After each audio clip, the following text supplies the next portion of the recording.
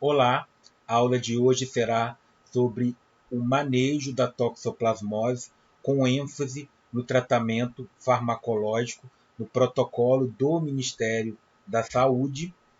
A toxoplasmose é uma zoonose mundialmente distribuída, é causada por um protozoário intracelular, o Toxoplasma gondii. Estima-se que uma a cada 3 pessoas no mundo possuem o parasita, convivem com o parasita. O homem é um reservatório intermediário, pode ser um reservatório intermediário, assim como aves e outros mamíferos, e temos como reservatório definitivo gatos e outros felinos.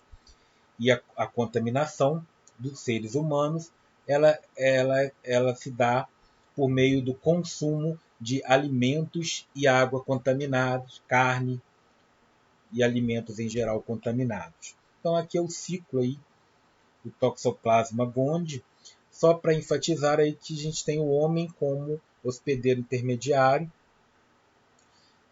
assim como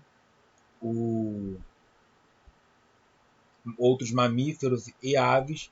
Os gatos e outros felinos são o hospedeiro definitivo. O homem pode transmitir para o feto, a gente pode ter o feto infectado, uma transmissão congênita,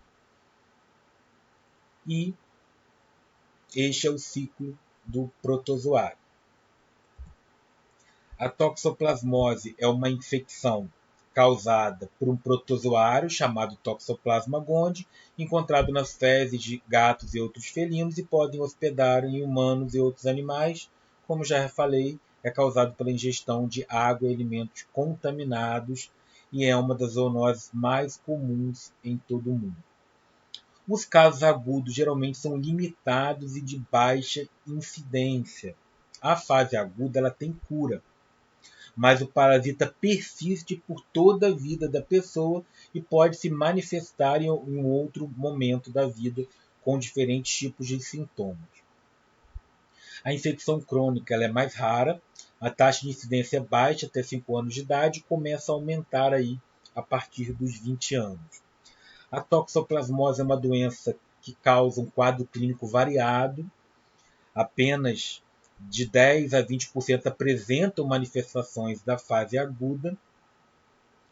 E as manifestações mais comuns é a linfadenopatia e astenia, fraqueza generalizada sem febre.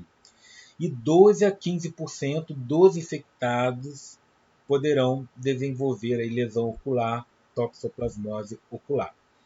Em relação ao diagnóstico, a maior parte do diagnóstico são feitos aí por meio de testes sorológicos, em que esse quadro aqui traz como que deve ser feito a interpretação do resultado. IgM negativo e IgG negativo sem contato prévio com toxoplasma. IgM positivo indica infecção aguda, IgG negativo provável contato agudo. Deve realizar um novo teste após 2 semanas para confirmação. IgM positivo, IgG positivo, a gente pode ter um contato recente ou antigo com o toxoplasma. Aí um teste de avidez de IgG, se for pertinente, pode ser aplicado para poder se identificar se o contato é recente ou antigo. IgM negativo, IgG positivo, memória, contato antigo com toxoplasma. Bom, em 2017 tivemos uma nota técnica do Ministério da Saúde e essa nota informou aos entes federados em relação à centralização para o Ministério da Saúde da aquisição e financiamento dos medicamentos espiramicina, pirimetamina e sulfadiazina, são os medicamentos de primeira linha utilizados para tratar a toxoplasmose, e também incluiu na Rename de 2017, esses medicamentos passaram a compor a Relação Nacional de Medicamentos de Componente Estratégico de Assistência Farmacêutica, sendo a aquisição e financiamento responsabilidade do Ministério da Saúde, e os estados, Distrito Federal, com a função do recebimento, armazenamento e distribuição aos municípios. Em relação ao ácido folínico, é competência aquisição, programação, distribuição e dispensação dos estados e municípios. Então, para tratar a toxoplasmose, temos a terapia tríplice, onde a mesma é feita pelos fármacos, o tratamento é feito pela pirimetamina, com pirimetamina, sulfadiazina e ácido folínico. O ácido folínico aí, ele é utilizado para uma proteção hematológica, para prevenir toxicidade hematológica que é causada pela pirimetamina e sulfadiazina, e a espiramicina, que é utilizada principalmente no tratamento de toxoplasmose em gestante no primeiro trimestre de gestação, quando a toxoplasmose é identificada no primeiro trimestre de gestação. Bom, mecanismo de ação. Sulfadiazina e pirimetamina também são fármacos aí, com propriedade antimicrobiana. A sulfadiazina inibe a enzima dihidropteroato sintetase, inibindo a síntese do ácido fólico. Já a pirimetamina inibe a enzima dihidrofolato redutase. Aqui tem um erro, não é sintetase, e sim redutase, inibindo a conversão do ácido fólico em ácido folínico. O ácido folínico é um importante substrato da enzima timidilato sintase, que é responsável pela conversão da uridina em timidina, que é um ácido nucleico utilizado para a síntese do DNA. Então, dessa forma, a sulfadiazina e pirimetamina têm uma inibição sequencial aí da biossíntese do ácido folínico, vai inibir a síntese de DNA do protozoário. Já a espiramicina é um antibiótico macrolídeo, se liga à subunidade 50S dos ribossomos e inibe a síntese proteica ao inibir a etapa de translocação. Agora vamos entrar nos esquemas terapêuticos, esquemas de tratamento para toxoplasmose. O primeiro caso é a toxoplasmose gestacional, quando o diagnóstico ele é realizado até a 18ª semana de gestação, deve-se iniciar o tratamento com espiramicina na dose de 2 comprimidos de 8 em 8 horas em jejum, até o nascimento do bebê. Então, diagnóstico até a 18ª semana de gestação. Agora, quando a indicação para o tratamento e o diagnóstico é feito em tempo gestacional superior a 18 semanas, o tratamento é feito com o esquema tríplice, pirimetamina, sulfadiazina e ácido folínico, em um esquema de dose e posologia especial, em que, no caso da pirimetamina, é feita uma dose de ataque, 2 comprimidos de 12 em 12 horas nos 2 primeiros dias, e no terceiro dia até o nascimento do bebê é feito na dose única de 50 mg ao dia. A sulfadiazina também tem um esquema especial, 2 comprimidos de 12 em 12 horas, então 1000 mg de 12 em 12 horas, até o nascimento do bebê, ácido folínico 15 mg ao dia. Não se deve, no tratamento da toxoplasmose, substituir o ácido folínico por ácido fólico. Por que não é utilizado o esquema tríplice quando o diagnóstico é feito até a 18ª semana de gestação? Porque a pirimetamina é teratogênica e não deve ser utilizada pela gestante no primeiro trimestre de gestação. Agora vamos ver o esquema terapêutico de toxoplasmose congênita. Temos 2 casos. O primeiro é quando o RN é assintomático, não foi fechado o diagnóstico do recém-nascido, de mãe com infecção aguda confirmada suspeita na gravidez.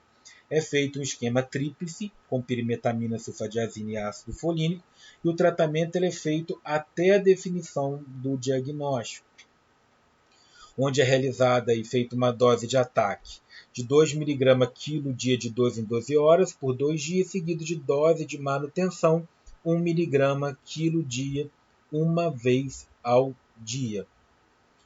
Sulfadiazina 100 mg quilo dia de 12 em 12 horas, e ácido folínico 10 mg segunda, quarta e sexta-feira por via oral.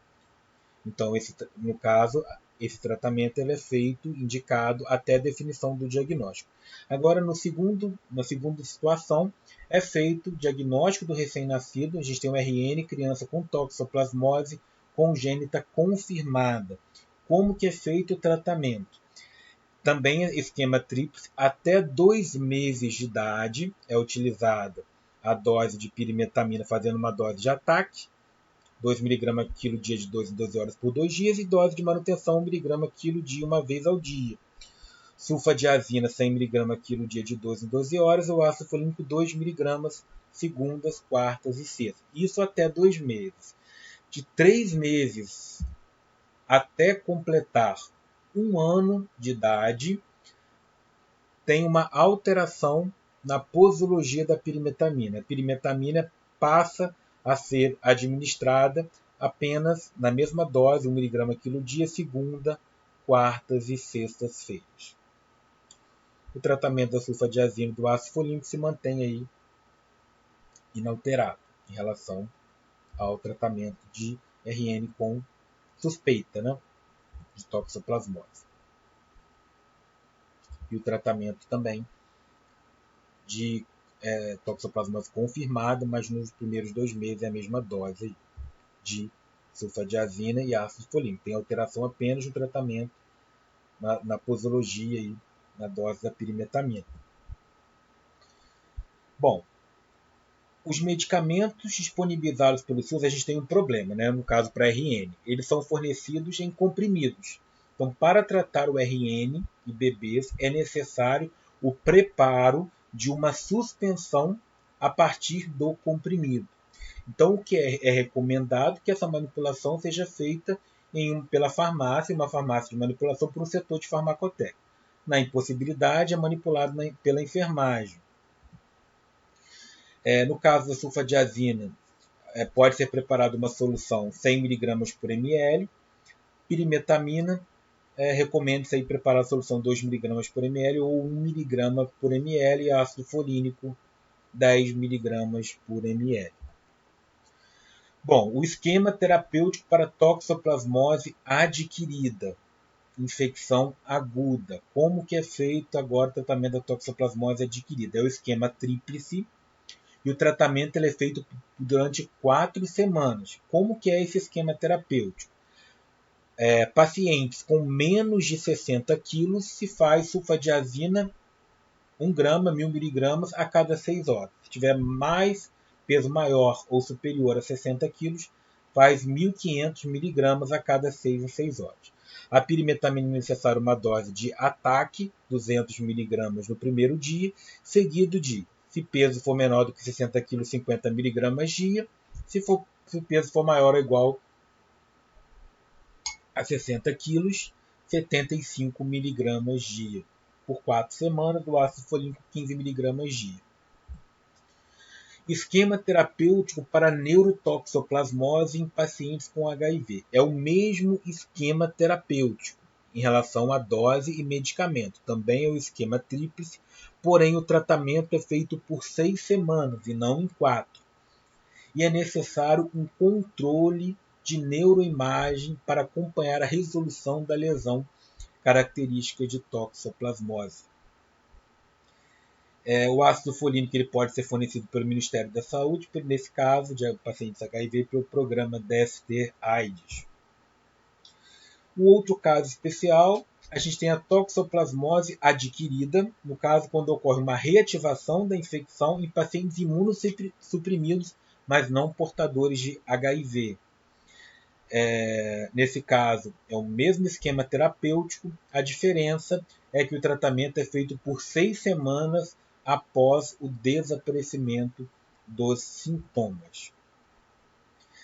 Tratamento de toxoplasmose caso grave. O primeiro caso é criança com toxoplasmose ocular, com retinocoroidite ativa e ou proteínas no líquido cefalorraquidiano maior ou igual a 1 grama por decilitro. Nesse caso, acrescenta-se um corticoide, a terapia ao esquema tríplice, para a regressão do processo inflamatório. Depois, quando houver essa regressão desse processo, é feita a retirada, o desmame, a retirada lenta e gradual do corticoide. A dose recomendada é de 1 a 1,5 miligramas quilo dia.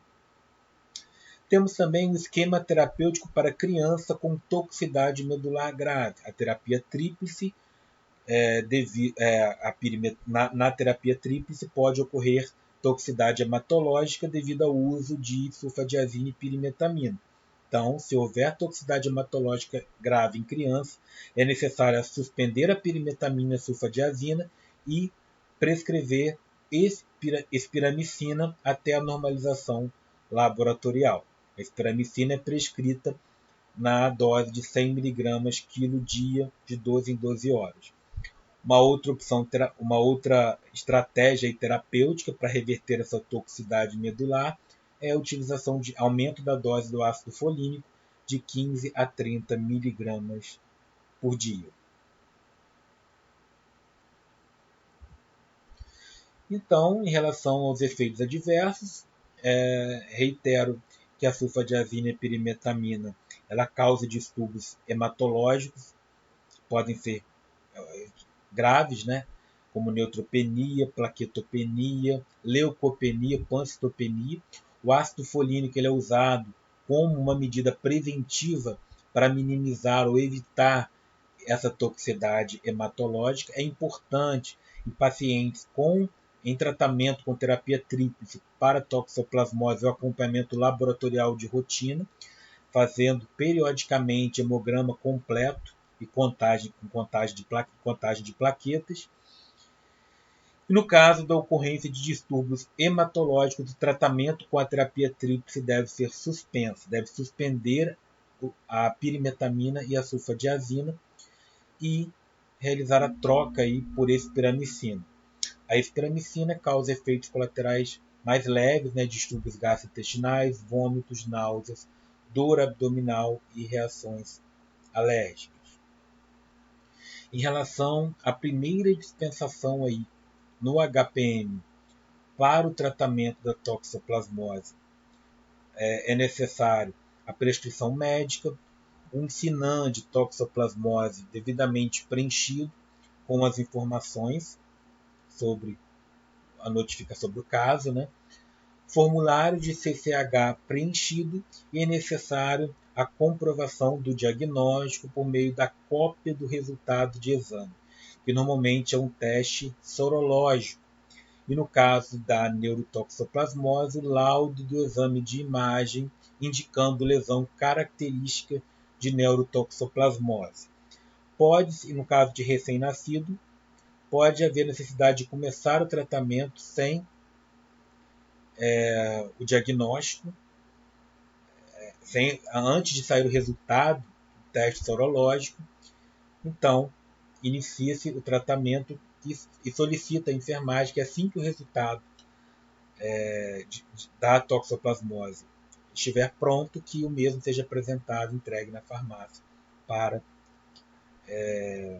anexação aí aos demais documentos, SINAM